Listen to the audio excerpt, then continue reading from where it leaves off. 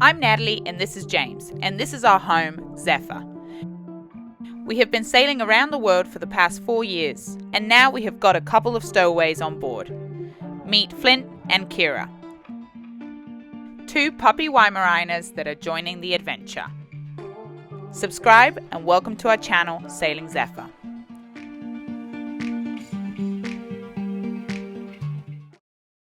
This week we're sailing back to Nassau. After having such an incredible experience last time, we decide it's time to fly the SPINNAKER again. 4.4 in 5.2 knots of wind. That looks in much better shape, doesn't it? These guys enjoying their little sail. You enjoying the SPINNAKER sail? Yeah. Maybe I pulled it a bit too much. Yeah. Alright, we've killed the motor, and what are we doing now? We got 5 knots of wind and we're doing 3.8 knots, but we're playing around with the trim because we're not totally convinced how to do this, so We're kind of treating it like a Genoa. Quick update, we are on our way to Nassau. And the reason being is my family's coming out for a visit, which is very, very exciting because you guys have seen my family on previous videos, but if you remember, we've only ever been in marinas. Yeah, we're super excited. Just can't wait to show them a bit of how we live.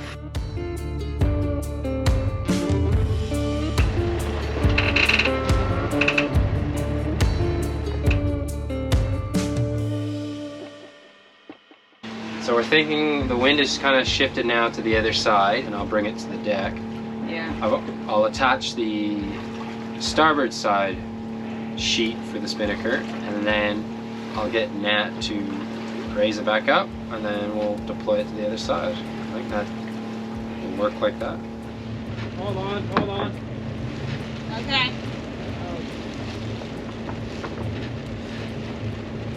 Alright, pull in on green. Can you put it over?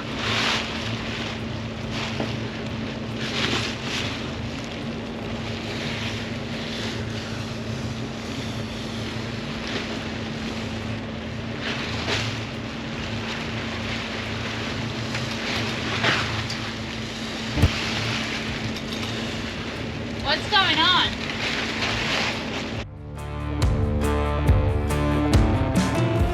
So what's gone wrong for us here? Well, when we attached the starboard sheet, we had wrapped it around the wrong way of the sock.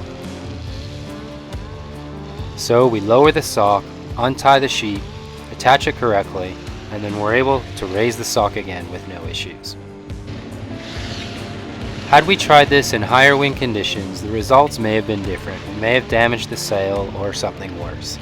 For us, it's always a learning experience, which is why when we're learning to use this sail, we're doing so in very calm conditions, so that should we use this sail or do anything else in more extreme conditions, that we avoid these kind of mistakes. Trouble there, no? Yeah, it's just got lines tangled. I had the this sheet going the wrong way around the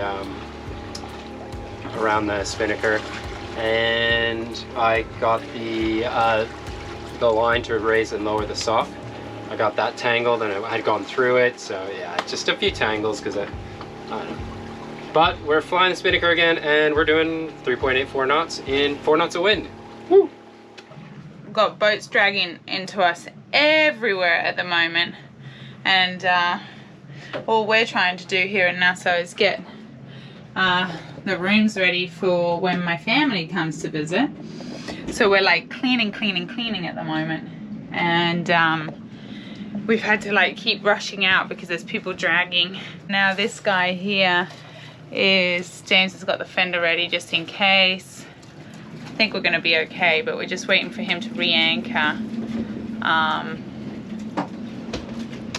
so we can take the dogs to the beach quick.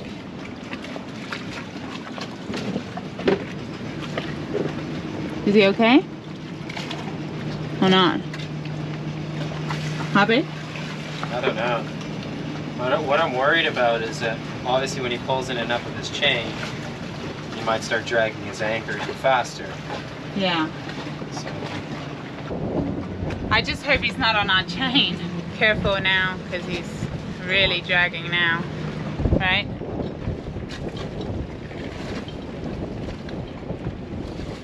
Alright, second crisis averted of people possibly dragging into us. He was really onto it, like super good. I don't know where he's gone now. Let's have a quick squiz. He is going to try and re-anchor again in the same spot. He's just ahead of James there. So, yeah. We haven't even got to the high winds, so I guess this is a bad bit about being at the back of the anchorage, is that you get everyone blown onto you if they haven't anchored or correctly, or they haven't put enough scope or whatever. So anyway, we are in the middle of cleaning this boat, and it's just like an absolute mess, but it's starting to look really nice. We've got the front room nearly done. I'm just doing the bathroom. I need the bathroom to dry out.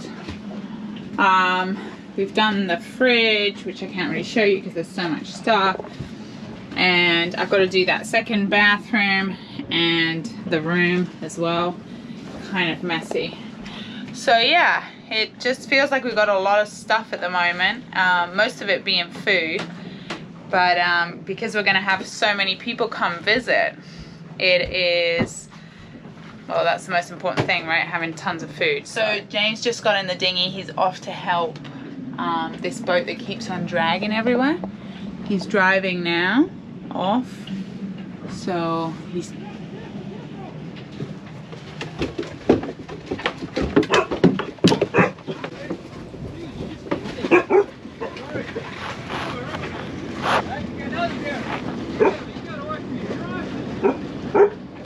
I don't know if you guys heard that shouting. That was James shouting, careful, careful, careful, because he nearly hit him in the dinghy. So James got in the dinghy to go and help him. And then I think he's just so flustered that he nearly hit him. So James wasn't too happy. I was like, dude, I literally stuck my arms out and he T-boned me in the dinghy. Like, anchor was here next to my face. I started the dinghy, I was just starting to turn like this. I look up, he's riding the boat straight at me. And I just Could he see you though? I don't think he could. I don't know. I said I was coming over to help. He was 50 feet over there. And I start the dinghy, I start to turn. Next thing I know, he's bearing down. I'm like, yo, yo, yo, yo, yo, yo, yo. And I just pushed the dinghy off. He hit the side of the dinghy. I'm like, mate, you just drove into me. And he goes, yeah, but I had to get out of here. I think he's just flustered. Yeah, he's flustered, but come on, man. You gotta use a bit more seamanship than that. So you're gonna help him? No! You're not gonna shit on his own. That ship just sailed, no pun intended. I just about lost my life. That was horrible. Anchor was like here in front of my head. Well, had you started the motor? Yeah, I was running. I was just... So why didn't you get out of the way? Because he was on me. So I was either fully rev the motor, like I didn't even get the motor in gear yet. I started it, turned, and see an anchor head like here. And so it was, you know, I didn't have time to do that. It was better to deflect. He definitely didn't have much out because he literally picked up in like 2 seconds. Look at the way he's driving around. I think he's freaking out, babe. I know, but I looked at him, I was like, mate, you still gotta look. Now he's driving around the anchorage like very fast. It's not even blowing that much, is it? What's it at? Wind's at 15 knots, true. I just had careful, careful, careful. Yeah, because that's what he's just about to run over me.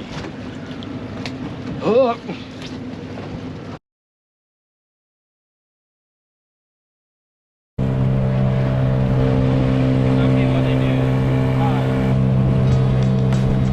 Nice, no? Yeah.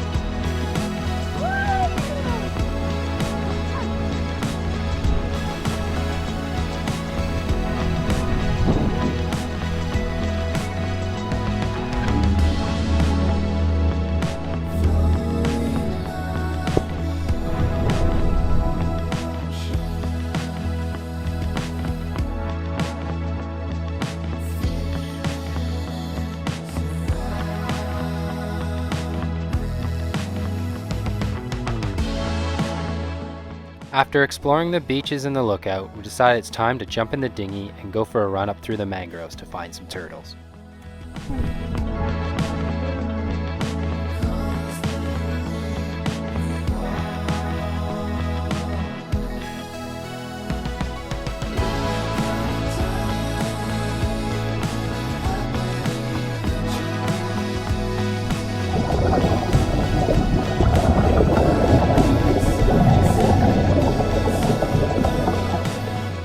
With a little downtime in Shroud Key, we decide it's time to break out our Dive Blue Nomad surface-to-air system. And as you can see, we have a great time.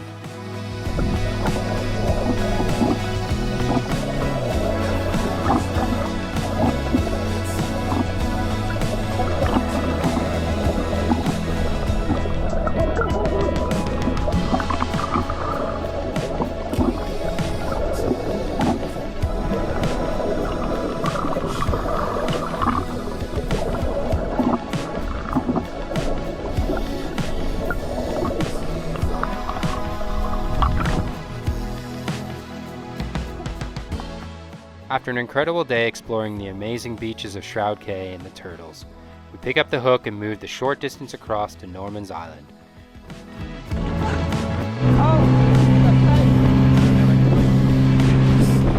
No trip to Norman's Island would be complete without exploring the famous plane wreck.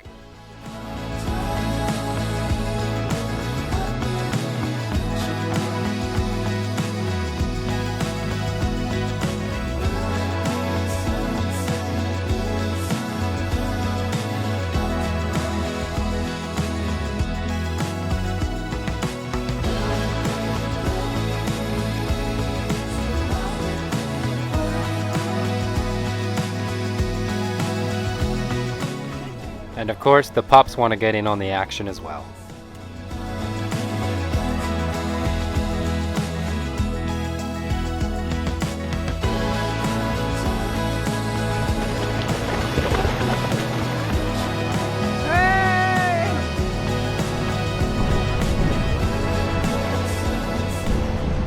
Unfortunately, time flies when you're having a blast, and we head back to Nassau so Marcus can fly home.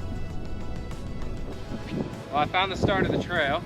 How do you know that? A big arrow on the ground. So this trail we're doing, I think it takes us up to the top of a hill, and the reason we know that is because there's this really cool app out there. It's called NOFORGEIGNLAND. It's global. We've been using it now for a while, and one of the amazing features that we like about it is that you can download all this information of a place you're going to for later, and you can see where other boats are, and you can talk to other boats, ask them questions through their messaging service. And the most amazing thing about this app, it's all free. There's no half version, paid version, or anything like that. The entire thing is free to use, no subscription, which is incredible. Woo! How cool is this? So the great thing about a lot of rubbish on the beach is you usually find a seat. So I'll just sit back here with the lovely collection behind me here. So obviously this place gets some sizable swell when the weather isn't great, because we're probably, I'd say, 100 feet from the beach. There is rubbish everywhere. It just shows you how much stuff is in the ocean that shouldn't be there.